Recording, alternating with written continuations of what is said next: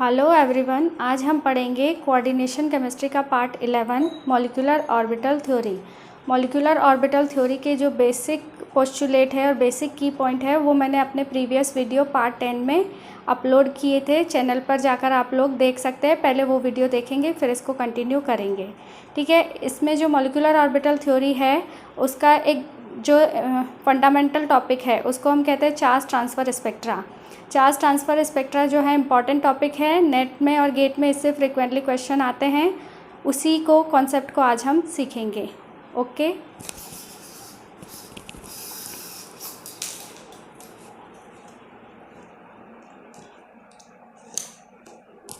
शुरू करते हैं। Charge transfer spectra. Charge transfer spectra, charge से क्या मीनिंग है? यहाँ पर हमारा चार्ज से हम बोल सकते हैं इलेक्ट्रॉन, है ना। नॉर्मली जो चार्ज क्या होता है? इलेक्ट्रिसिटी। इलेक्ट्रिसिटी किसकी वजह से होती है? Electricity generated by electrons. तो यहाँ पर हम बोल सकते हैं कि इलेक्ट्रॉन का जो ट्रांसफ़र से जो हमको स्पेक्ट्रा मिलता है उसको हम बोलेंगे charge transfer spectra. It is of two types. ये जो चार्ज ट्रांसफ़र स्पेक्ट्रा होता है वो दो तरह का होता है, लिगेंड टू मेटल LMCT और MLCT, है ना। LMCT का फुल फॉर्म हम लिखते हैं ligand to metal, ligand to metal charge transfer spectra, और MLCT हमारा हो जाएगा metal to ligand charge transfer spectra. Metal to ligand charge transfer spectra, है ना। जैसे मैंने यहाँ पर एक बेसिक डायग्राम बनाया है। इधर लेफ्ट हैंड साइड में मेटल है, एमओ डायग्राम में जिस तरह बनाया जाता है, और राइट में हमारा लिगेंड है। अच्छा, एक चीज़ और है कि जो मेटल और लिगेंड के बीच में फर्स्ट बॉन्ड तो ऑलवेज सिग्मा होता है, चाहे वो लिगेंड कैसा भी हो, डोनर लिगेंड हो चाहे एक्सेप्टर लिगेंड हो। मेटल और लिगेंड के बीच में पहला बॉन्ड जो है वो कैसा होगा? सिग्मा ही होगा। लेकिन जो दूसरा बॉन्ड होगा जिसको हम पाई बॉन्ड कहते हैं, इसमें ये जो पाई बॉन्ड होगा वो दो अलग अलग नेचर का होता है ना। ये अगर लिगेंड पाई डोनर है तो पाई डोनर है तो इस तरह से अरेंज करेंगे, इस तरह से एरो लगा के इंडिकेट करेंगे अगर हमारा लिगेंड क्या है? Pi donor. और अगर सपोज हमारा लिगेंड पाई एक्सेप्टर है तो इस तरह से एरो लगाएंगे। मतलब मेटल, अगर हम पढ़ रहे हैं metal to ligand charge transfer spectra तो एरो मेटल से होगा किसकी तरफ? लिगेंड की तरफ। लेकिन अगर हम LMCT पढ़ेंगे तो हम जब बेसिक डायग्राम ड्रॉ करेंगे तो ligand to metal charge transfer तो इस तरह से, है ना। दोनों एरो सिग्मा और पाई बॉन्ड दोनों के एरो किसकी तरफ लगेंगे? लिगेंड से मेटल की तरफ। तो यहाँ पर हम इससे कंसिडर हो जाएगा हमारा कि लिगेंड हमारा कैसा होगा? लिगेंड होगा हमारा पाई डोनर लिगेंड। लिगेंड किस तरीके का होगा? Pi donor. किस केस में? जब हम LMCT पढ़ेंगे, ligand to metal charge transfer spectra पढ़ेंगे तो लिगेंड का नेचर हमारा कैसा होगा? Pi donor ligand. और जब हम MLCT पढ़ेंगे तो लिगेंड का नेचर हमारा होगा पाई एक्सेप्टर लिगेंड, ठीक है। ये तो हो गया बेसिक जो हमारी टर्म है उसको हम किस तरह से डिफरेंशिएट करते हैं। अच्छा, इसके लिए कुछ रिक्वायरमेंट होती है, कुछ की पॉइंट होती है कि मेटल में किस तरह के कैरेक्टरिस्टिक होने चाहिए। LMCT के लिए और MLCT के लिए मेटल में किस तरह के कैरेक्टरिस्टिक होने चाहिए। सिमिलरली लिगेंड के लिए भी कुछ रिक्वायरमेंट है, LMCT में भी और MLCT में भी। वन बाय वन हम डिस्कस करेंगे, फिर इससे रिलेटेड कुछ एग्जाम्पल करेंगे, और नेक्स्ट वीडियो जो आएगी मेरे उसमें इससे रिलेटेड जो क्वेश्चन आए हैं नेट और गेट में उसको हम डिस्कस करेंगे, ठीक है। तो यहाँ पर फर्स्ट हमारा की पॉइंट है या फर्स्ट रिक्वायरमेंट है या फर्स्ट कंडीशन हम बोल सकते हैं कि metal should have vacant orbital. Metal के पास वेकेंट ऑर्बिटल होना चाहिए। मोस्टली हम लोग जनरली कंसिडर करते हैं डी ब्लॉक सीरीज़ के जो होते हैं 3D 4D 5D, है ना। तो इनमें सब में क्या होता है? डी जो है फुली फिल्ड नहीं होता है। फुली फिल्ड नहीं होता है क्योंकि नॉर्मली मेटल का नेचर कैसा होता है? इलेक्ट्रॉन रिलीज़ करने का। तो मेटल क्या करेंगे? इलेक्ट्रॉन रिलीज़ करेंगे और मेटल पे चार्ज आएगा।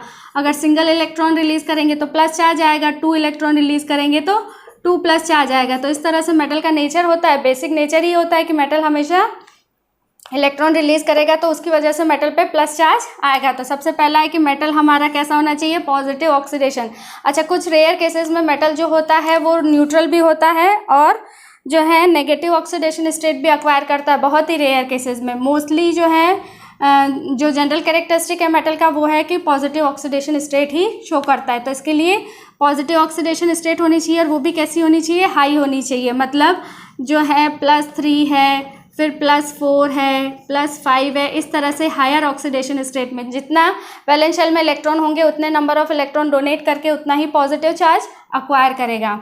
फिर नेक्स्ट है principal quantum number should be लो।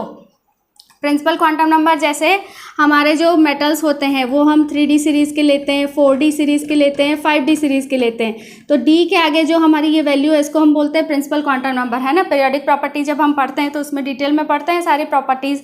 तो उसमें एक ये जो है प्रॉपर्टी, उसमें जो N है, N क्या होता है हमारा प्रिंसिपल क्वांटम नंबर। तो इसकी वैल्यू जो है वो कम से कम होनी चाहिए, और प्रिंसिपल क्वांटम नंबर कम होगा मतलब वो हमारा मेटल का साइज़ क्या होगा, छोटा होगा। साइज़ छोटा होगा, पॉजिटिव चार्ज ज़्यादा होगा तो ज़्यादा इलेक्ट्रॉन डेंसिटी होगी, तो उस वजह से वो क्या करेगा, स्ट्रांगली लिगेंड को अट्रैक्ट करेगा, है ना। हमने बेसिक जो थ्योरीज पढ़ी थी VBT वगैरह में, उसमें हमने क्या देखा था कि मेटल जो होता है वो इलेक्ट्रॉन एक्सेप्ट करता है, लिगेंड क्या करता है, इलेक्ट्रॉन डोनेट करता है। तो मोस्टली मेटल पॉजिटिवली चार्ज होता है, लिगेंड क्या होता है, नेगेटिवली चार्ज हो सकता है या चार्ज डाइपोल हो सकता है ना। CFT में और VBT में हमने यही पढ़ा था। VBT में तो हमने पढ़ा था कि coordinate covalent type of bond बनाता है, लेकिन CFT में हमने पढ़ा था कि जो लिगेंड होता है वो या तो नेगेटिवली चार्ज होगा या चार्ज डाइपोल होगा। इसी वजह से दोनों के बीच में बॉन्डिंग जो है वो स्ट्रॉन्ग होगी। तो यहाँ पर वही है कि साइज छोटा होगा, पॉजिटिव चार्ज ज़्यादा होगा, ज़्यादा इलेक्ट्रॉन डेंसिटी एक्वायर करेगा मेटल, तो उतना ही स्ट्रांगली वो लिगेंड को अपनी तरफ अट्रैक्ट करेगा, तो LMCT का बॉन्ड उतना ही स्ट्रॉन्ग बनेगा। ठीक है। फिर नेक्स्ट है electron affinity of metal should be high. Electron affinity क्या होती है, इलेक्ट्रॉन एफिनिटी को एक टर्म और यूज़ करते हैं कहीं कहीं पे, जहाँ पर इसको लिखा रहता है इलेक्ट्रॉन गेन एंथैल्पी।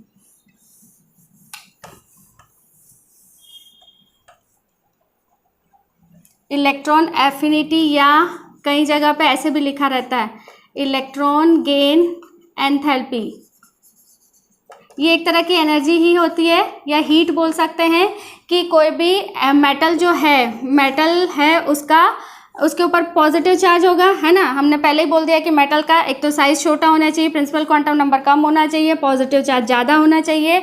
तो क्या होगा, चार्ज पोटेंशियल ज़्यादा हो जाएगा, पॉजिटिव चार्ज, तो उस वजह से वो लिगेंड को स्ट्रांगली अट्रैक्ट करेगा। तो स्ट्रांगली अट्रैक्ट करना मतलब नेगेटिव चार्ज को या इलेक्ट्रॉन को अट्रैक्ट करना, तो वही हो गया इलेक्ट्रॉन गेन एंथैल्पी की। कोई भी आयन जो होता है वो किसी भी इलेक्ट्रॉन को कितना स्ट्रांगली अपनी तरफ अट्रैक्ट करता है ना, कितना स्ट्रांगली अट्रैक्ट करेगा। जितना स्ट्रांगली अट्रैक्ट करेगा उतना ही अमाउंट ऑफ एनर्जी रिलीज होगा, तो उसको हम बोलेंगे ΔH नेगेटिव, और वही होता है हमारा इलेक्ट्रॉन एफिनिटी। मतलब या इसको अर्लियर क्लासेस में हमने डेफिनेशन भी पढ़ा है कि किसी भी न्यूट्रल गैसियस एटम के या किसी भी पॉजिटिवली चार्ज एटम के वैलेंस शेल में जब एक इलेक्ट्रॉन डालते हैं, है ना, एक इलेक्ट्रॉन ऐड करते हैं, तो जितनी अमाउंट ऑफ एनर्जी रिलीज होती है, जैसे हमारा कोई भी ये है ना, ये न्यूट्रल गैसियस एटम है, ये हमने मान लिया कि गैसियस स्टेट में है। अब इस न्यूट्रल गैसियस एटम के वैलेंस शेल में जब हम एक इलेक्ट्रॉन डालेंगे तो इससे जितनी अमाउंट ऑफ एनर्जी लिबरेट होगी, है ना, ΔH है और एक्सोथर्मिक रिएक्शन है तो ΔH नेगेटिव होगा, तो जितना अमाउंट ऑफ एनर्जी लिबरेट होगा वही उसका इलेक्ट्रॉन गेन एंथैल्पी होगा।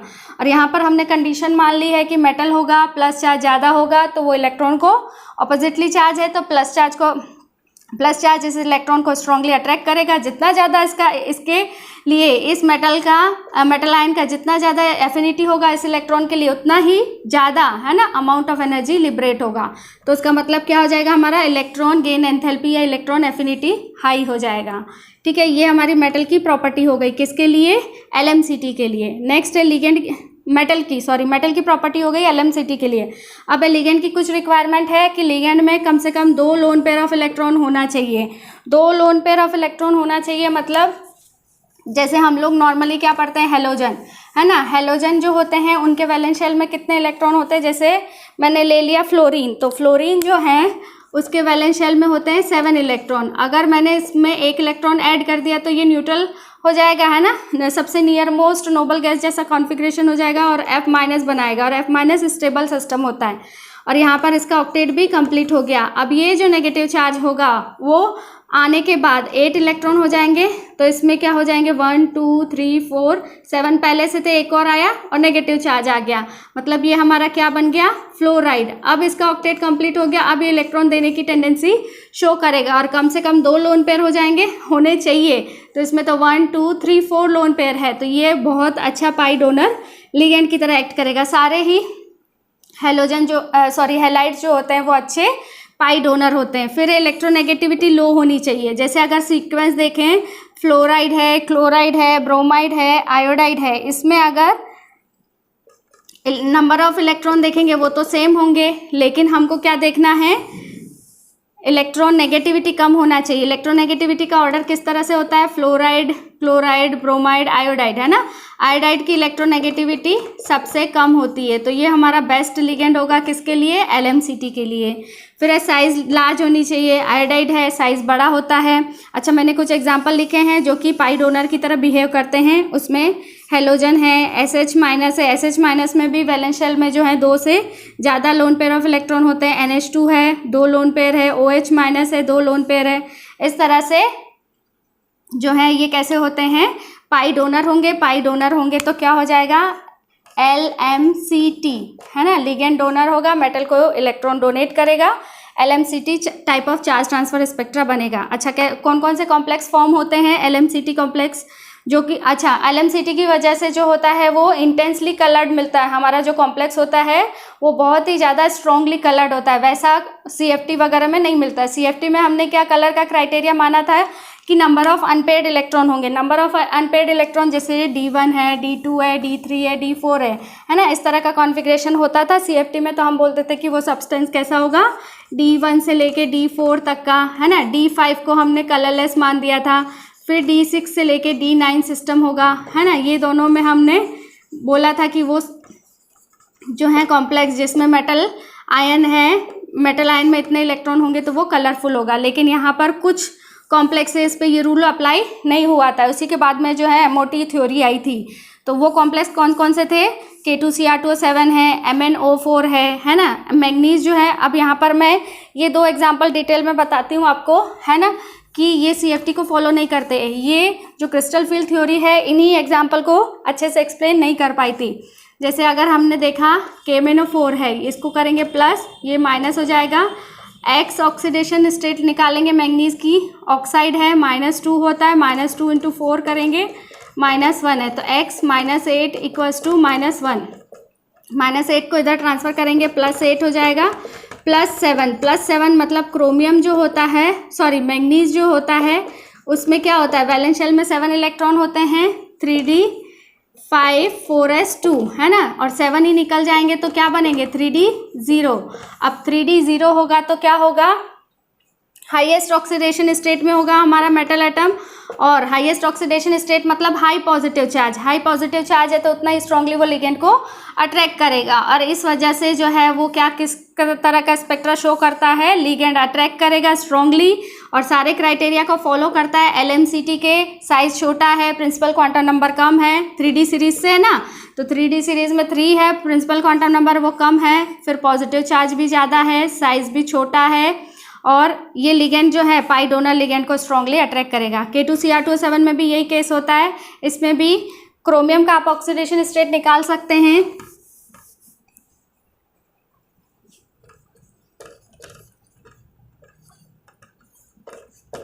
इसको इधर करेंगे, प्लस है तो +1 इंटू 2 हो जाएगा, इधर 2 माइनस काउंटर करेगा, 2 क्रोमियम है, यहाँ 14 हो जाएगा इक्वल्स टू -2, तो 2x मान लेंगे इक्वल टू 14 - 2 हो जाएगा 12, तो x इज इक्वल टू हमारा 6 हो जाएगा। और क्रोमियम के वैलेंस शेल का कॉन्फ़िगरेशन होता है 3d5 4s1, 6 इलेक्ट्रॉन निकलने के बाद 3d0 हो जाएगा, मतलब हाईएस्ट ऑक्सीडेशन स्टेट होगी। तो ये भी जो है स्ट्रांगली लिगेंड को अट्रैक्ट करेगा। कौन सा लिगेंड, वही पाई डोनर लिगेंड है, O2-। इसी तरह से बहुत सारे एग्जाम्पल हैं यहाँ पर, CrO3, SnI4, CDS, सबके वैलेंस शेल में जो होते हैं वो more than 1 lone pair of electron होने की वजह से ये किस टाइप का चार्ज ट्रांसफर स्पेक्ट्रा शो करते हैं, LMCT। तो ये कुछ जो है बेसिक रिक्वायरमेंट हो गई LMCT के लिए। अब हम पढ़ेंगे MLCT और फिर उसके कुछ एग्जाम्पल करेंगे।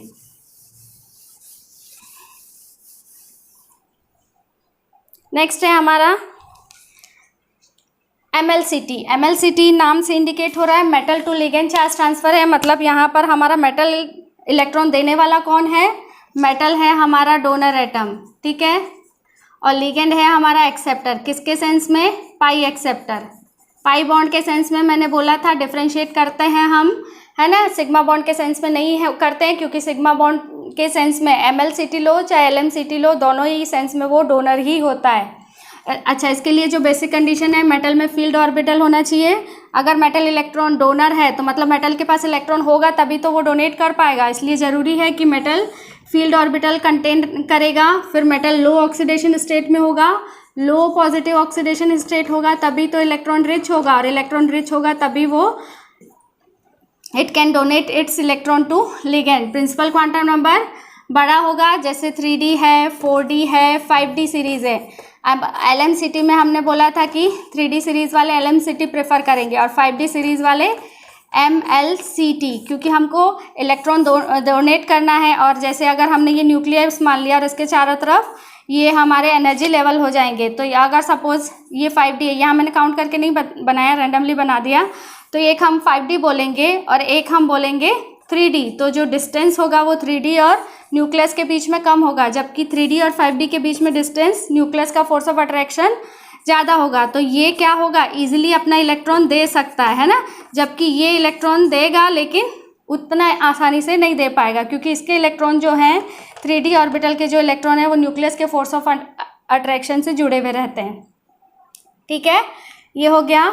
फिर है प्रिंसिपल क्वांटम नंबर हाई हो जाएगा। आयनाइजेशन एनर्जी, आयनाइजेशन एनर्जी हम 11th-12th में भी पढ़ते हैं पीरियोडिक प्रॉपर्टीज़ में। आयनाइजेशन एनर्जी क्या होती है कि किसी भी न्यूट्रल गैसियस एटम के वैलेंस शेल से इलेक्ट्रॉन रिलीज करने के लिए जो एनर्जी रिक्वायर होती है, या इंग्लिश में कैसे बोल सकते हैं, total amount of energy required to release total amount of energy required to release electron from neutral gaseous atom। Neutral gaseous atom के वैलेंस शेल से इलेक्ट्रॉन रिलीज करने के लिए जो एनर्जी हमको देनी पड़ती है ना, तो यहाँ पर ये जो आयनाइजेशन एनर्जी है वो हमेशा कैसी होगी, पॉजिटिव होगी, क्योंकि वैलेंस शेल से इलेक्ट्रॉन निकालना और इलेक्ट्रॉन निकालने के लिए हमको एनर्जी देनी पड़ेगी। तो आयनाइजेशन एनर्जी कम होनी चाहिए, कम होगी तभी वो आसानी से इलेक्ट्रॉन निकाल पाएगा। अगर ज़्यादा एनर्जी दे रही है मतलब जैसे ये न्यूक्लियस है, ये नंबर ऑफ वैलेंस शेल है, ये हमारा 5D है, और इससे हमको क्या करना है, इलेक्ट्रॉन रिलीज करना है, और किसको देना है, लिगेंड को देना है। अब यहाँ पर क्या होगा, इन दोनों के बीच में अगर फोर्स ऑफ अट्रैक्शन ज़्यादा होगा तो IE क्या होगा, आयनाइजेशन एनर्जी हाई हो जाएगा, और हाई होने की वजह से ये इलेक्ट्रॉन निकलना मुश्किल होगा। इसलिए ज़रूरी है कि अगर हमको metal to ligand charge transfer spectra show करना है तो उस केस में मेटल जो है उसका एक तो ये प्रिंसिपल क्वांटम नंबर ज़्यादा होना चाहिए, उसके अलावा आयनाइजेशन एनर्जी का अमाउंट कम होना चाहिए, तभी वो आसानी से लिगेंड को इलेक्ट्रॉन लो होना चाहिए, तभी वो इलेक्ट्रॉन डोनेट कर पाएगा। ये सारी रिक्वायरमेंट तो मेटल की थी। अब लिगेंड अगर इलेक्ट्रॉन एक्सेप्ट कर रहा है तो लिगेंड के पास वेकेंट ऑर्बिटल होना चाहिए, नेचुरल सी बात है। इलेक्ट्रोनेगेटिविटी हाई होनी चाहिए। रिक्वायर्ड इलेक्ट्रॉन पेयर को अपनी तरफ अट्रैक्ट करने की tendency to attract electron pair to itself is known as electron negativity. किसी भी शेयर्ड इलेक्ट्रॉन पेयर को अपनी तरफ अट्रैक्ट करने की टेंडेंसी जो होती है वो इलेक्ट्रोनेगेटिविटी है। तो इलेक्ट्रॉन अट्रैक्ट करने की टेंडेंसी मीन्स इलेक्ट्रोनेगेटिविटी ज़्यादा होगी, तभी वो इजीली मेटल से इलेक्ट्रॉन एक्सेप्ट करेगा। लिगेंड का साइज़ छोटा होगा, इजीली एक्सेप्ट करेगा। इसमें पाई एक्सेप्टर लिगेंड के कुछ एग्जाम्पल है। अच्छा, कौन कौन से जो ऑर्बिटल होते हैं जिसमें लिगेंड इलेक्ट्रॉन एक्सेप्ट करता है? पाई एंटी बॉन्डिंग हो सकता है लिगेंड में, डी ऑर्बिटल हो सकता है, सिग्मा एंटी बॉन्डिंग हो सकता है। जैसे फॉर एग्जांपल साइनाइड है, इसमें सिग्मा है, पाई है, 2 पाई है। तो पाई बॉन्डिंग से किसी भी जो है किसी भी ग्रुप ऑफ एटम में है ना, 2 एटम के बीच में बॉन्ड फॉर्मेशन में क्या होता है, बॉन्डिंग बनता है ऑर्बिटल, फिर बीच में नॉन बॉन्डिंग होता है, फिर एंटी बॉन्डिंग होता है। तो बॉन्डिंग से तो क्या करता है, कोई भी सिस्टम बॉन्ड फॉर्मेशन करता है, और एंटी बॉन्डिंग से इलेक्ट्रॉन देता है। तो यहाँ पर इलेक्ट्रॉन देता है या लेता है वो सब किससे करेगा, एंटी बॉन्डिंग से। तो यहाँ पर भी साइनाइड के केस में सिग्मा बॉन्डिंग से। फिर एनर्जी का ऑर्डर हमको पता है ऑर्बिटल का, एमओ डायग्राम जब बनाते हैं यहाँ पर सिग्मा होता है, फिर पाई होता है, फिर नॉन बॉन्डिंग होता है, फिर पाई एंटी बॉन्डिंग होता है, फिर सिग्मा एंटी बॉन्डिंग होता है, इस तरह होता है। तो यहाँ पर हमारा पाई हो जाएगा, यहाँ हमारा पाई एंटी बॉन्डिंग। पाई बॉन्डिंग का एनर्जी डाउन होता है, पाई एंटी बॉन्डिंग का एनर्जी ज़्यादा होता है। तो पाई बॉन्डिंग से तो कोई सिस्टम बॉन्ड फॉर्मेशन करता है, और जब इलेक्ट्रॉन देना रहता है तो वो पाई एंटी बॉन्डिंग से, या लेना रहेगा तो भी पाई एंटी बॉन्डिंग से लेगा, क्योंकि हायर एनर्जी का होता है पाई एंटी बॉन्डिंग और पाई बॉन्डिंग लोअर एनर्जी का। तो यहाँ पर पाई बॉन्डिंग से बॉन्ड बनेगा और पाई एंटी बॉन्डिंग से वो इलेक्ट्रॉन एक्सेप्ट करेगा। कौन? साइनाइड है। सारे मल्टीपल बॉन्डेड सिस्टम है, सारे पाई एंटी बॉन्डिंग से इलेक्ट्रॉन एक्सेप्ट करेंगे। एल्कीन है, ये जैसे Pr3 है, AsR3 है, इसमें क्या होता है? नाइट्रोजन ग्रुप का है। आर्सेनिक भी नाइट्रोजन ग्रुप का है। वैलेंस शेल में 5 इलेक्ट्रॉन होते हैं, लेकिन इसका साइज जो छोटा होता है 2s2 2p3 होता है। यहाँ पर क्या हो जाएगा? 3s2 3p3। तो इस केस में क्या होता है? वेकेंट ऑर्बिटल होता है। फॉस्फोरस का साइज क्या होता है? साइज लार्ज होता है, वेकेंट ऑर्बिटल होता है। वेकेंट d ऑर्बिटल होने की वजह से इजीली क्या करता है? इलेक्ट्रॉन एक्सेप्ट करता है। तो ये Pr3 है, AsR3 है, किस तरह का पाई बॉन्ड फॉर्मेशन करते हैं? d पाई और d पाई। d पाई किसका होगा? d ऑर्बिटल किसका होगा? मेटल का। और दूसरा d ऑर्बिटल जिससे ये इलेक्ट्रॉन लेगा वो होगा लिगेंड का। तो जैसे Pr3 है, AsR3 है, इसमें किस टाइप का पाई बॉन्ड होगा? d पाई।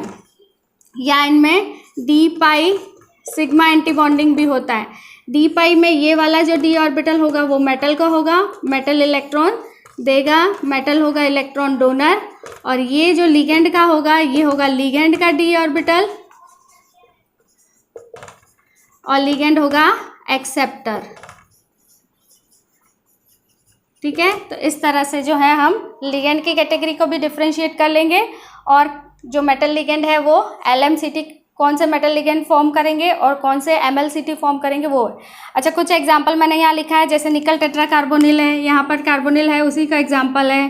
क्रोमियम का कॉम्प्लेक्स है, वेनेडियम का है, ये हो जाएगा कार्बोनिल का। ये सेम फिनेंथ्रीन है। फिनेंथ्रीन मैंने अपने प्रीवियस वीडियो में भी बताया था, ये पाई बॉन्डेड सिस्टम होता है ना। तो इसमें क्या होता है? पाई बॉन्डेड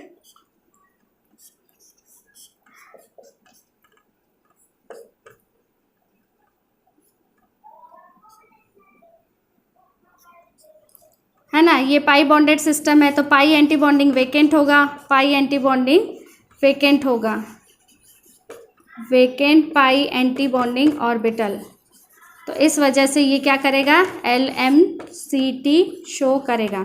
अच्छा, कुछ 1-2 एग्जांपल कर लेते हैं। स्क्रीनशॉट लेना चाहे तो ले लीजिए। इसको हम ट्रिकी वे में किस तरह से डायग्राम बनाएंगे LMCT और MLCT का। एक क्वेश्चन लेते हैं, फिर देखते हैं किस तरह से अरेंज करते हैं। क्वेश्चन